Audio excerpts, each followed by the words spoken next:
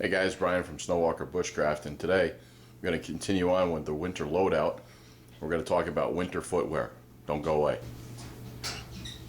Morning guys, Brian, Snowwalker Bushcraft, and today what we're going to do is we're going to talk about winter loadout. We're going to talk about some of the footwear that actually I have, that I use, and the conditions that I use them in. I'm going to start off with the least amount of, I guess, warmth or protection, you may say, and go right up to the most extreme boot that I have, that I use while I'm either ice fishing, or if I've been out with the dogs for a long period of time, or if I plan on doing some standing around. It's rated down to minus 100 degrees, and I'll go through some of the features on that. So let's just jump right into it. First thing that I wear is basically what I wear every single day. It's just a hiking boot, it's nothing special. It's the Keen version. It's Gore-Tex, so it is moderately waterproof up until at least past the ankles. It's basically a 6-inch boot, and can handle medium loads. I wouldn't want to wear this if I was packing in 50-60 pounds over numerous miles, but this is what I use when there's no snow on the ground, and it's moderately cool. The next boot that I go up into, this boot is made by Sorel. It's kind of a little bit like half hiking boot and half pack boot. It is waterproof. This is the Caribou model, I believe it is. I can't remember because I bought these so long ago. It actually has a small skirt that you can cinch up, keep the snow out from going in. And I would actually use this for when the temperatures are a little bit colder, and I know I'm going to be out there for a little bit while longer. So again, this goes in the escalated scale. Now, once you have snow on the ground, I'm sure everybody is familiar with these. These are your normal, everyday pack boots. These happen to be lacrosse. You can see that there is a leather upper, and this is basically rubber. So it's just a rubber boot. We have the obligatory felt pack liner, and we all know that when your feet sweat and everything, the sweat comes usually out of these, transfers into the boot, and then at the end of the day, you do have some residual moisture on the inside. So you have to take out your liners and you have to dry them out before the next day. You actually have to dry the inside of your boot, which will, for the most part, the next 3 shoes or boots that I'll be showing you, 2 of them are the same way as these. You have to dry them out afterwards. So, oh, by the way, these are rated down to, I think, minus 20 or something like that on these boots. These are pretty good. I use these for snowshoeing a lot when I'm in deeper snows and things of that nature. I do use these for snowshoeing as well. And we'll just move along. Next one that I have, I just got these this year. Wanted to try them out. These are muck boots. These are actually the wetlands. See right there, it says wetlands. These are rated down to minus 20. Has a rubber bottom. It's got a nice tread pattern to it. And up top, this is neoprene. It's the same stuff that wetsuits are made out of. So these are 100% waterproof. Actually, there's no difference between these and $8 rubber, chore boots that you would get, other than the fact that these are insulated. Like I said, these are good to about minus 20. That's what they're rated for. At the end of the day, with these boots, this is just a plain rubber boot, and your feet do have a tendency to sweat. I did find that after wearing these for a day, when I got done with them, My feet were still warm. I didn't have any problems with them.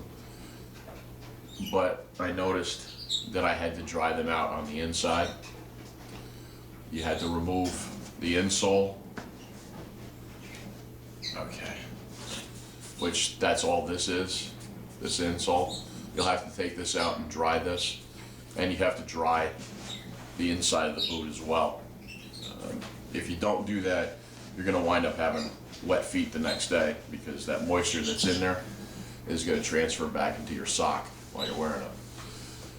An advantage that I have with these is that I just slip these right on, okay? They're comfortable, they work. The only thing that I have not used them for is snowshoeing yet. And I don't anticipate any problems with using these. Again, these are rated to -20.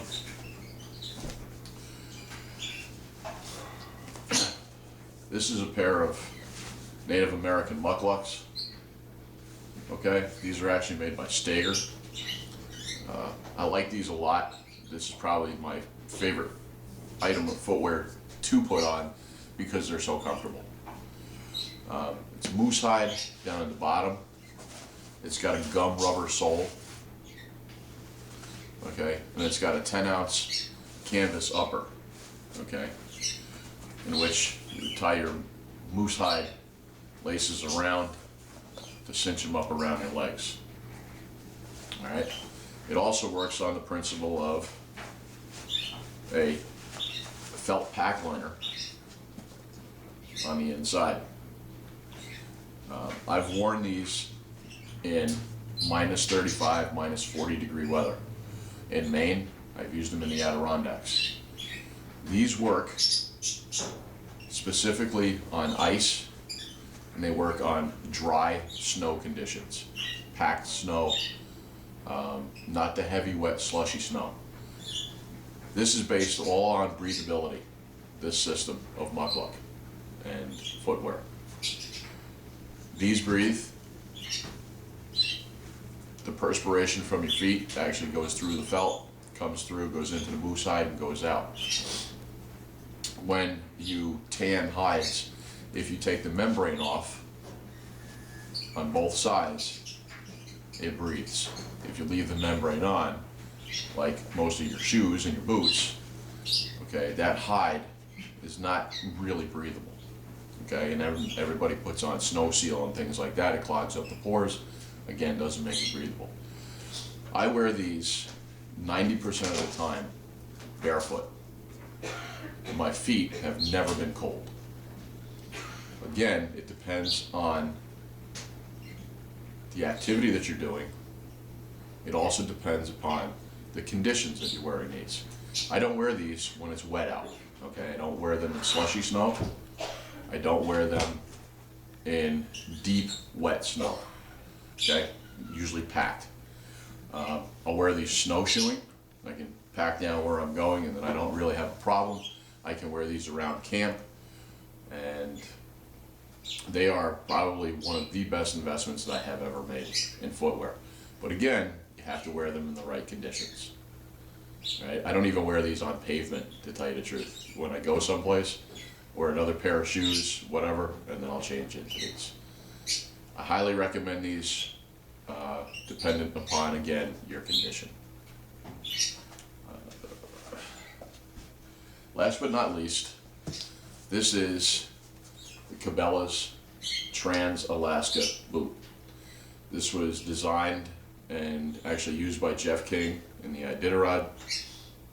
To this day, he actually continues to wear them. There is 3 inches, okay, of foam insulation between your foot and the ground. I use these for ice fishing.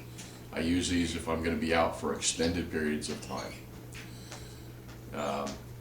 It's trimmed in leather, but for the most part, this is a Gore-Tex. There is a heavy-duty pack liner inside, right here. Okay.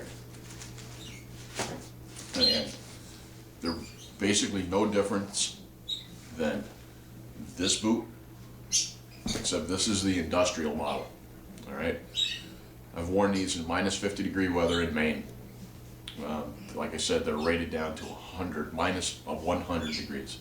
I don't think I ever want to see that, but I know that they're rated for it. Again, standing directly on ice for hours, my feet were not cold. Recommend them. They're not heavy by any stretch of the imagination. They are no heavier than this, okay, for comparison. Nice big tread.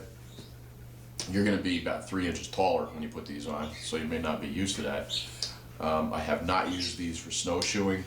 The bindings actually don't accommodate well this boot. It'd be kind of difficult.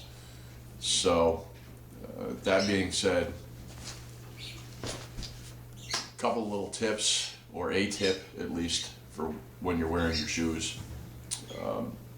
Some of these boots, again, collect moisture on the inside. You have to dry them out.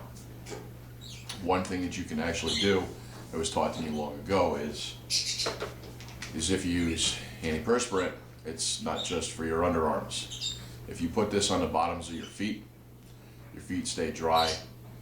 They don't sweat as much, if at all, and you'll have less of an area or less of a problem in drying out your boots. So I tend to use it at times, especially if I was going to go out with the dogs or do a lot of activity. Choose your footwear wisely. Make sure it fits, and make sure that you have enough room for the socks that you're going to wear. If you put your foot inside your boot, you can't wiggle your toes, you have a problem. You're not going to have warm feet. They're going to actually get really cold. One of the reasons why I choose to go with this barefoot is because it actually gives my feet such freedom of movement. Underneath the pack liner, I have 2 felt insoles, and this boot is actually twice wider than my actual foot width. So I got this as a size 10.5, triple wide, so that I could accommodate other footwear inside if I need be, such as heavy wool socks. I used to use liners at times. I used to put the thin poly liners and then use the wool socks, and I'm not telling you that you can't, but I had a problem with the sock liner actually sliding off my foot and bunching up into the toe area, and it kind of gave me some cramps in the toes and things like that, and it actually made for an unpleasant experience. So, but that's footwear that I use in the wintertime. Again, choose your footwear wisely. Make sure that if it tells you not to use it in a certain condition, then don't. Again, like I said, my mukluks I don't use in wet weather. Okay, I don't cross streams in them. I just don't do that because it'll ruin the design. And it won't keep your feet warm. They'll be wet. So, and always, check things out, talk to different people, make sure they fit. And that's pretty much about it. So it's Brian from Snowwalker Bushcraft. Thank you for your views. Thank you for your comments. Until the next one, take it easy.